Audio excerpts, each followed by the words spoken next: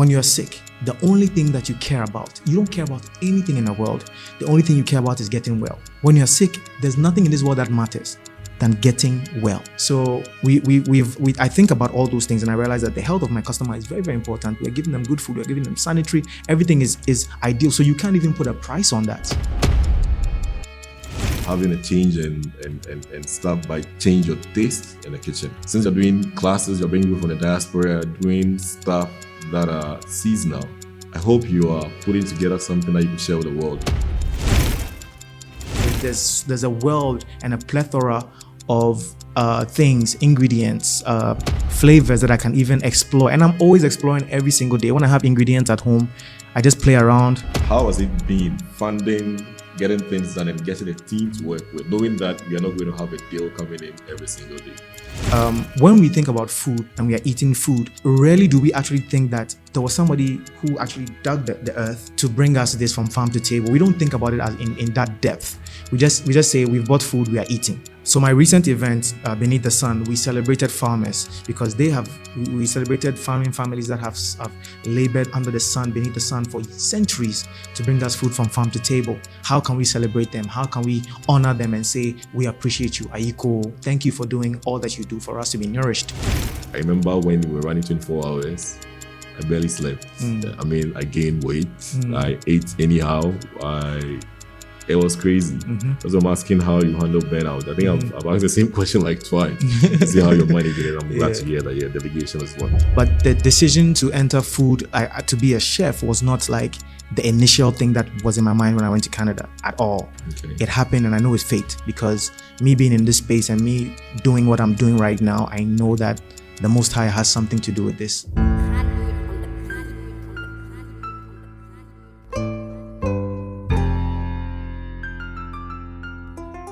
Chef Xorlali. Yes, boss. Sally, good to have you back on the show. Thank you so much. I know this is your second time on the show. You are the first person we are interviewing a second time. Wow. So I say welcome back again. Thank you so much. I'm honored. You know, when we had our first conversation, it was more about music. And I know I met you through music. And I mean, we had conversations about food. And when you told me about your story, how you got into the food space in Canada, I mean, it reminded me of myself and my mom cooking and all of that. But you know, for us growing up, the things we do in our childhood happens to shape the decisions we take and the path we take in terms of career. Yeah. And I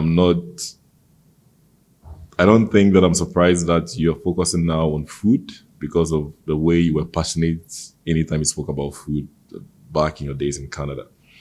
Which part of your childhood drove you to give that attention to food even before you got to Canada? So I'll say, being the only son of my parents, I mostly was in the kitchen with my mom, which is standard. And also my father, being a well-traveled person, had he brought home different things. You know, there was like Lebanese food, there was Turkish food at home. There's things, when he travels, he brings things from his travels. So when they are away at work, you know, when my friends come over, I just whip up something for them to try. Hey, try this, you know, try this bread with this, try this sauce with this, just doing experimentations. And that's where, from my childhood, has always been there, you know, always trying to create and try innovate with food. So, yeah. All right. So right from childhood, I mean, I think being a number 9, I can rightly say that number 9 men are the best cooks around. I mean, we are trained in the kitchen and getting into that space as no joke. I know that it requires a lot of commitment, a lot of work, from selecting your ingredients to preparing a menu and everything. How did you come about your menu? Because I know you are not stuck to a specific menu. Yeah. The business you run now is called Gourmet Divine. Yeah. Which you said is divine good food. Yeah. And I mean, from your explanation, it's seasonal food that you prepare, which means that you can't have a static menu. Yeah. The menu keeps changing. What inspires you in preparing these menus? So I think of food as, first of all, I think food is spiritual. Yeah, I'm trying to get deep a little bit. But I think if food is made with love, you can feel it when you're eating it. True. If food is made with love, you can sense it in the very depths of your being. And I think that the reason why I decided to call my business Gourmet Divine is like, gourmet food is food that is, of high quality. Presentation is important, aesthetics, but flavor is also very, very important. And we use seasonal ingredients, right? But it's divine. What I do is divine because I know that I didn't just end up cooking. It was something that was a calling. I was called into this, because the story of how I even started the food journey in Canada, it wasn't planned. I went to school for international relations and development studies, political science. Okay. So food was not even in the picture for school. Okay. But there was a time where I had to quit school for about 2 years plus, and that was my journey into the food space. Okay. So first restaurant that I worked in was called Swiss Chalet. It was a fast food restaurant, food franchise. Then I went into pub, did two fine dining restaurants. And so my journey, when it comes to the whole process, it's because of how far I have come. I'm always looking to creating new things because I'm always learning. I'm not perfect. I have a lot to learn, and anybody I come across who is a chef, I try to soak as much I can soak from them, I get that. I mean, we've had food conversations in the past. You spoke about your days with a chef, and usually people would say, Charlie, we want to jackpot.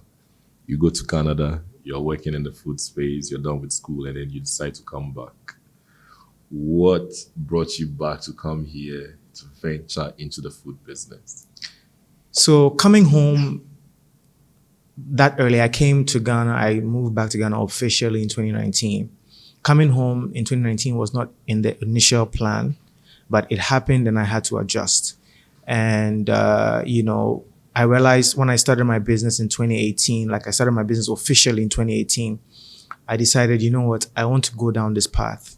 So when I moved down to Ghana, I moved the business with me as well, so that's how the whole thing started when I moved to Ghana. And I decided, hey, once I'm here, I'm going to put my energies behind this food business and let it thrive. So the business originally started in Canada. Yes. And did you have the same idea you have now when you initially started the business? The same idea. What made you decide that this is the lane I would want to do?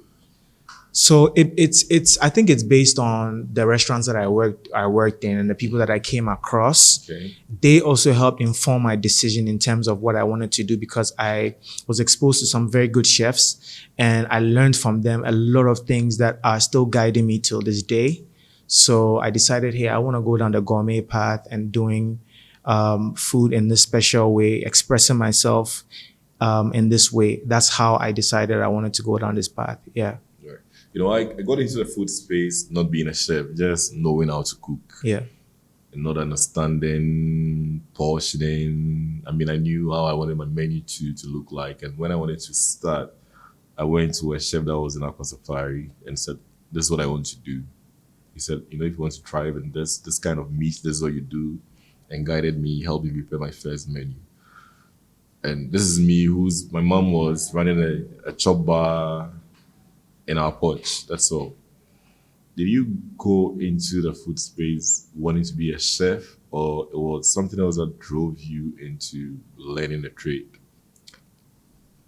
So I'll say the background was always there because even in, I forgot to mention, even in school, in GSS, I did catering as a course. Okay. So we were baking pies, cooking, doing all of that. So the background was always there. Okay. But the decision to enter food, to be a chef was not like the initial thing that was in my mind when I went to Canada at all. Okay. It happened and I know it's fate because me being in this space and me doing what I'm doing right now, I know that the Most High has something to do with this, because I cook and people are able to tell me, this reminds me of something I used to eat when I was young, or this reminds me of a time in my life, and it's all these emotions and things that are brought up from my food.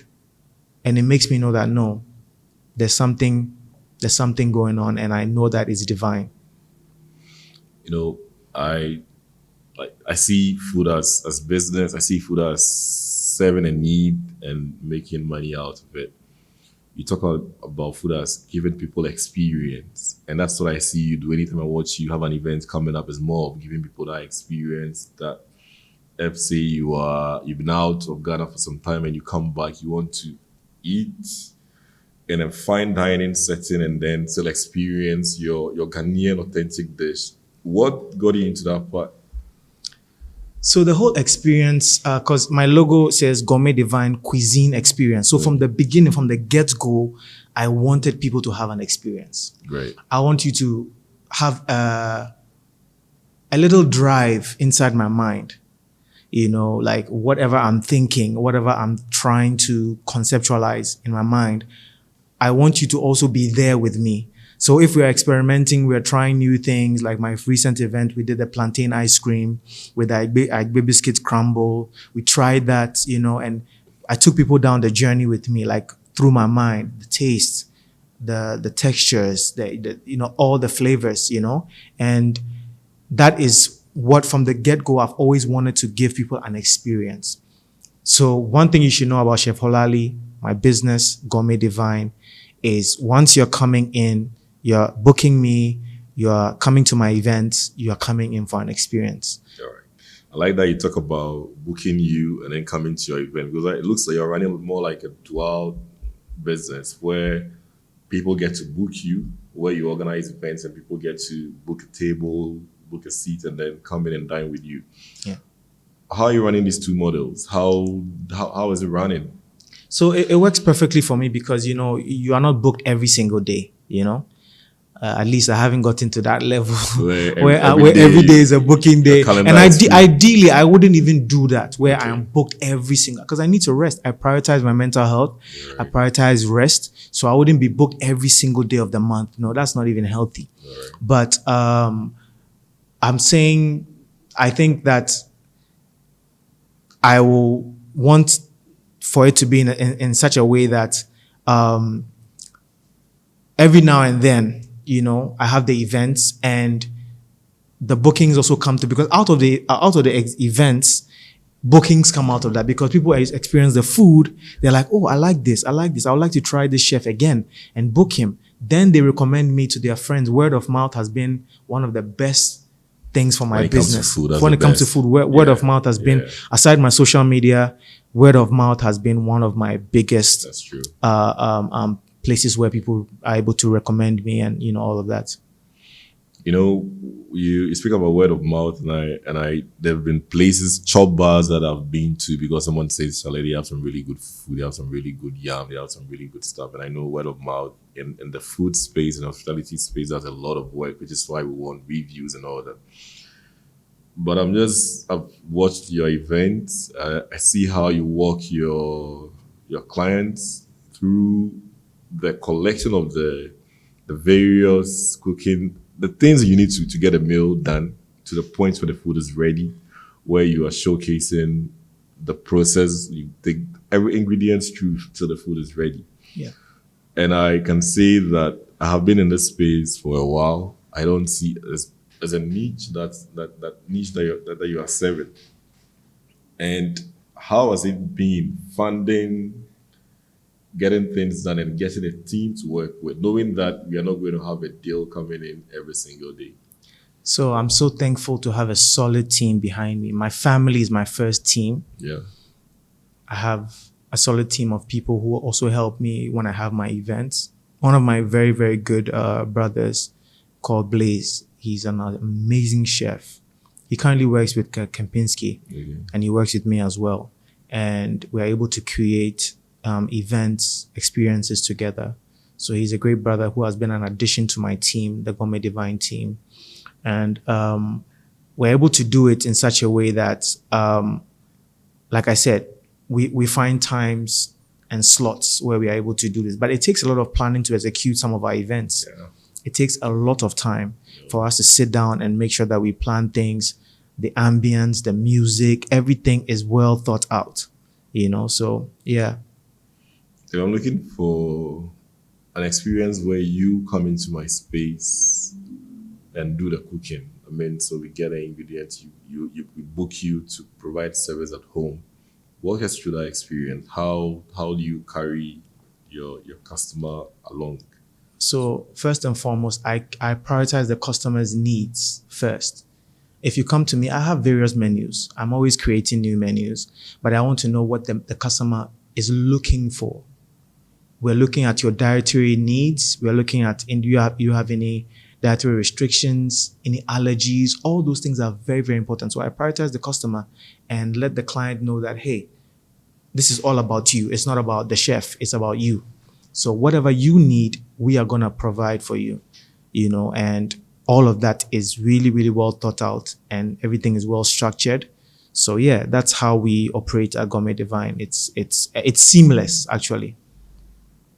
I went to a restaurant in the US where you pick what you want, and then you just load your bowl, take it, and then it's what, and then everything is mixed up for you.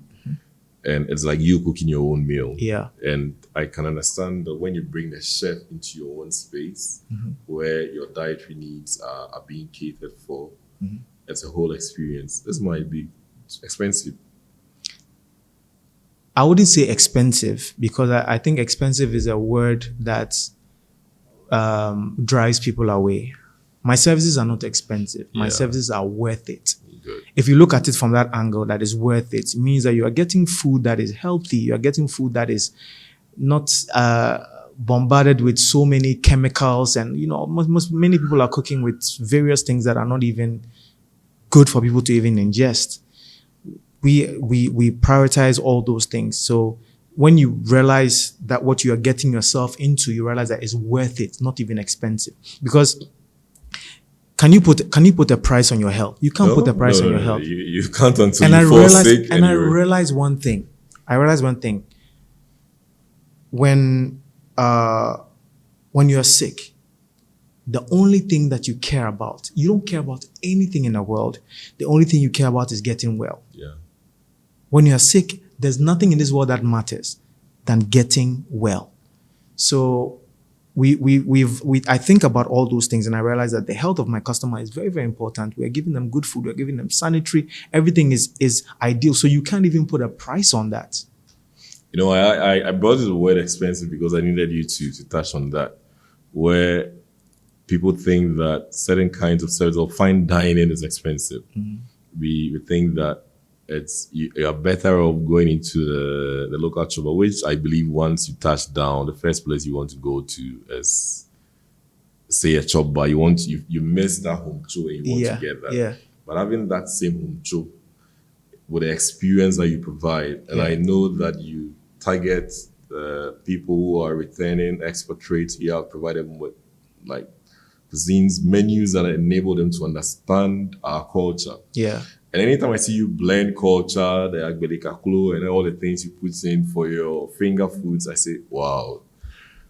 How do you get your clients? Aside word of mouth, how do you plan that, around this time, we have people coming down, we need to get events running? And what events do you have coming up?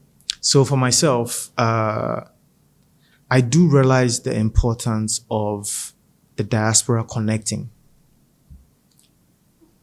The diaspora connecting is so essential for the growth and betterment of Africa, because we in Africa can't do it all together by ourselves. We need the help of everyone who's in the diaspora as well to join together. And how do people commune? They commune with food, we commune with gatherings of worship. There's so many ways that people commune together, and food is one of them. Food is sacred. So I'm able to target the expatriates and diasporans and all of that, because I myself I've also lived abroad. Been able to, by God's grace, been able to travel 8 different countries, experience different cultures. So connecting with people from the outside, it's not hard for me. And they also are able to understand me and where I also come from, and the fact that I am a born and raised Ghanaian who has also lived abroad and experienced other cultures. So it's easy for us to connect and understand each other. So the connection part is what makes it work. Usually when you start a business, in the beginning stage or the early stage of the business, it relies on you and your connections to get a business going. And as you mentioned earlier, the the word of mouth carries a message out there that Charlie, Chef Xorlali is doing some amazing stuff. I've been there once. Probably try the second one or try there's another one coming up and then you could probably book him for a home service or whatever that you want to do. And I'm looking at, if you look at your journey, you live in Ghana, going to Canada, and having the opportunity to be able to travel to some other countries beyond outside Canada, would you say that it was meant to prepare you for this thing that you're doing now? Absolutely. Absolutely. The exposure has really done a lot for me. It has made me understand certain ingredients. Even sometimes I come across some new ingredients that I've never ever dealt with. And I'm like, wow, this ingredient exists. And it opens my mind to realize, wow, there's a world and a plethora of things, ingredients, flavors that I can even explore. And I'm always exploring every single day. When I have ingredients at home, I just play around, do something in a plate, then post on my Instagram, post on my TikTok, post on my WhatsApp, just exploring and doing that with people. So the exposure has done a lot for me. And I'm so grateful to my family and, for support. My dad especially has made it his point from my childhood to expose us. Expose us. And because of that is why I'm the man I am today. I like that you landed on exposure and the role of your dad being intentional about giving you that exposure, because it changes a lot about even the way we approach the kind of business we intend to do. And I always say that when we look at our life story from beginning to end, the original reason that took you to Canada probably wasn't what got you into the space in which you are today. But you look at that story of you making a decision to go to Canada and everything that happened. And I'm sure that while you were going through that phase of your life that you had to work with a restaurant, I'm sure you said this wasn't what you had planned for. But then everything now adds up and it's like, wow, there's the icing on the cake. The business is in here and you are running. And I know you run a number of businesses. You've done events like pop-ups and chef services. I'm looking at which has been the most rewarding. If you look at everything that you've been through to get into this, as long as you planned to become a chef, the things happen, and when you align everything, it's good for you to be in the space now. So aside the pop-ups and then the events and all the personal chef service that I offer, I also do cooking classes. And that one has been very interesting. All of them are rewarding, but the cooking classes have been very interesting for me because when I meet new people and they want to learn how to cook different dishes, Ghanaian dishes, continental dishes, just that's the fact that you're giving someone the first experience to be able to try something with their own hands and make it. And at the end of the day, they try it and they love it. That whole feeling, that emotion that comes out of that is it just gives me an emotional high. And I'm like, it's amazing to see people cooking with me, learning with me, and we are all growing together. So yeah, it's all been rewarding. Cooking is an art. When you look at how an artist will put out a painting from the process of preparing a canvas to getting everything done, and you are involved in cooking, being a chef, cook whatever you do, it's a whole process. And you would say you are developing recipes that you are keeping. And that's one thing when it comes to restaurant space. If you're able to develop these recipes down because there's always change, and if you're changing stuff, having a change and stuff by change your taste in the kitchen. Since you're doing classes, you're bringing people from the diaspora, you're doing stuff that are seasonal. I hope you are putting together something that you could share with the world in terms of the recipes that you are producing. Yes. I don't want to say much, but there is a lot of planning in terms of merchandising and all of that. It's all in the works because I have certain recipes that I develop myself, and when people taste it, they're like, "Oh wow, I can't imagine that you use this ingredient. You use plantain to make an ice cream that tastes like, you use hibiscus leaf, which is sobolo, to make a vinaigrette that is so good with a salad. All these things are recipes that I've developed.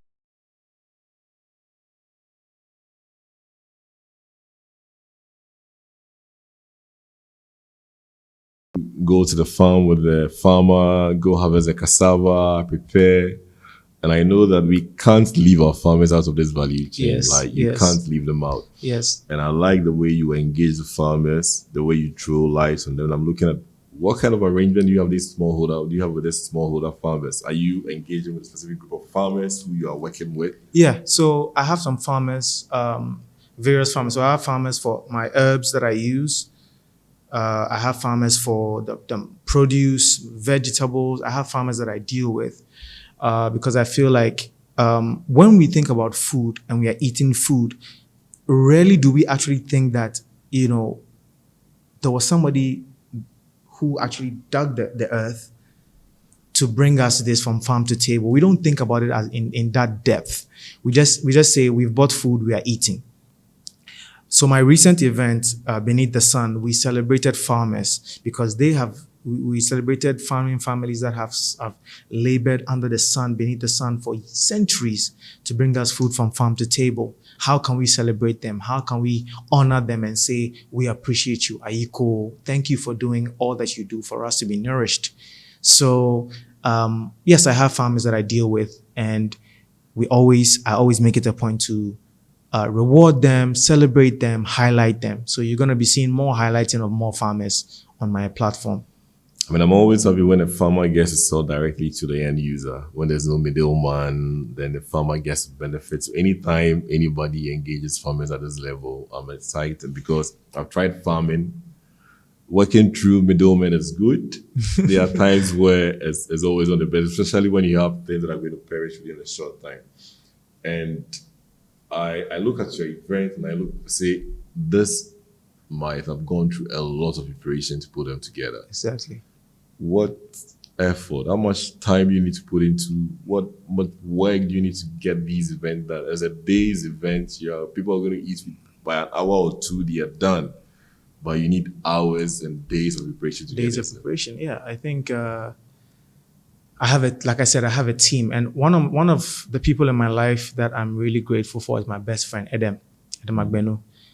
One of the most solid people in my life, because even the recent event I did, there was a point where I said, I'm not sure I'm going to do this event. I give up. And he's like, no, we're not giving up. Yeah. Even if we have to give out free tickets, make it a free event, we're going to make a free event for people to come. Sure. Because we're not giving up. That is not in our dictionary. And Adam has been a very solid person in my life that I'm so grateful for. I'm so glad that he's my best friend because he brings a different dynamic to the team. Yeah. Where it's like we sit down, we plan, okay, maybe we should do it this way. Then he says, no, what about this? Look at this from this other angle. And we're able to bring our heads together. The same for Blaze as well. But Adam has been very, very, very, very, very monumental in the growth of my business. He's invaluable. When it comes to business, I mean, every entrepreneur, I'm sure that there's a day where you think, am I doing the right thing? Do I continue? Do I stop? And I know what goes into organizing events, and when your days are coming close, and you think the numbers that you target for, you are not there yet, you may be discouraged. But like you said, having people like Adam, having friends that say, young man, this is why we are here. We're going to push it. We're going to do it over and over till the world hears of us. And yes, I think that you are going that far. And I'm wondering how you're managing to avoid burnout, looking at all the work that you need to do. Because I mean, I have been in the food space. Yes, I love your food, by the way. Because I mean, Thank you. I really used to come to your place as a musician, which you know me for as a musician. Yeah. But coming there as somebody who appreciates food, I loved the taste what I was eating. It was good food. Yeah. The staff were friendly. You yourself being there as the leader. The hustle is real. Yeah. So I want to appreciate you and give you your flowers. Right. You were doing amazing with that food. Yeah. Thank you. I take it. Yeah. But I was involved in the in the kitchen, maybe like in the first 2-3 months. And I'll go to the market. There was a point where I used to go to the market, get shopping done, and get a list of items and everything. And I know that it's not easy. It's not easy. There was a point where we were running 24 hours. It's not easy. And I look at you and I'm saying, how are you managing? Because you engage the farmers. There was this event you had to go to the market with your cameraman, engage the people selling the spices, vegetables. Yeah. How do you avoid burnout? So like I said, I really prioritize my mental health. Yeah. It's very important to me. I think my first time I was here, I spoke about mental health and my journey with mental health. Yeah. So I do prioritize resting, I prioritize resting. And even though I love to be in control and get things done, and I've gotten to a point where I realize I can delegate. So, okay, this person can do this, this person can, so I can rest. Delegation is very important so that I can rest. So now being in that space where I am actually consciously realizing that I have to take some time back, and also when it's time to move forward, I move forward. But when it's time to rest, resting. And my family also helps me with that. They always remind me, hey, you need to rest. It's enough. You've done enough. Delegation, I mean, as a word that I'm sure if my boss is listening will say, yeah, you can't survive this entrepreneurial journey without delegation. And having a formidable team behind you that you know that you can delegate to, sleep, wake up, and the cake is the way you want it to be. Yeah. The stew is the way you want it to be. Mm-hmm. And it takes time to build teams to that level. And having people in that are able to do things that you delegate to them. Someone said is the biggest challenge of every entrepreneur is building a team. Having the idea is one. Very true. Having a team that drives that idea beyond what you even envision it to be is a goal. And I'm glad that you've gotten to the point where you can delegate and then still have some time for yourself, because I remember when we were running 24 hours, I barely slept. I mean, I gained weight. I ate anyhow. It was crazy. That's why I'm asking how you handle burnout. I think I've asked the same question like twice to see how you're managing it. I'm glad to hear that. Delegation is one. Thank you so much. Yeah, but it's not easy running any business. I mean, there are challenges that will come your way, and you will have to overcome them and then move on.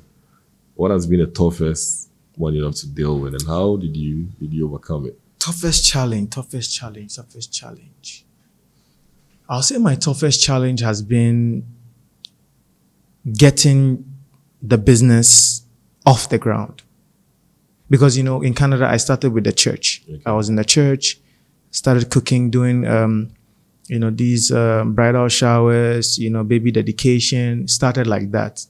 But moving to Ghana, it was much harder getting the business off the ground because nobody knows you. Nobody knows you. So how are you going to market yourself? How are you going to let people know that you do this and you do it very well? So I had to, get in touch with my contacts, my network. Let them know that, hey, I'm back in town. And, as you know, I was a chef in Canada. I'm doing it here. It took a lot of work to get the word out. But finally, when people realized that I was doing it really, and by the event and everything I started doing, people started hearing about me. And I say that was my biggest challenge. My biggest challenge was getting it off the ground. But once it got off the ground, now we're here. We're doing it. And by God's grace, we're growing steadily. I'm not where I envision myself to be, but I know that I'm on the path to that place. Sure. I like what you said. You're not there yet. I think we all start business with our numbers on paper, and when you do your projections, they look amazing.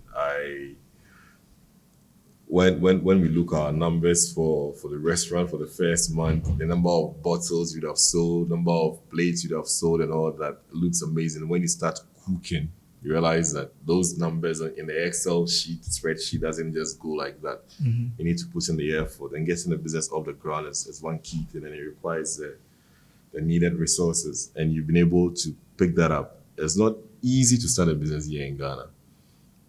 It's I'll say that it's profitable starting a business here, but if you don't put in the measures, it's far more difficult than it would be in Canada. I don't know what's your experience in Canada.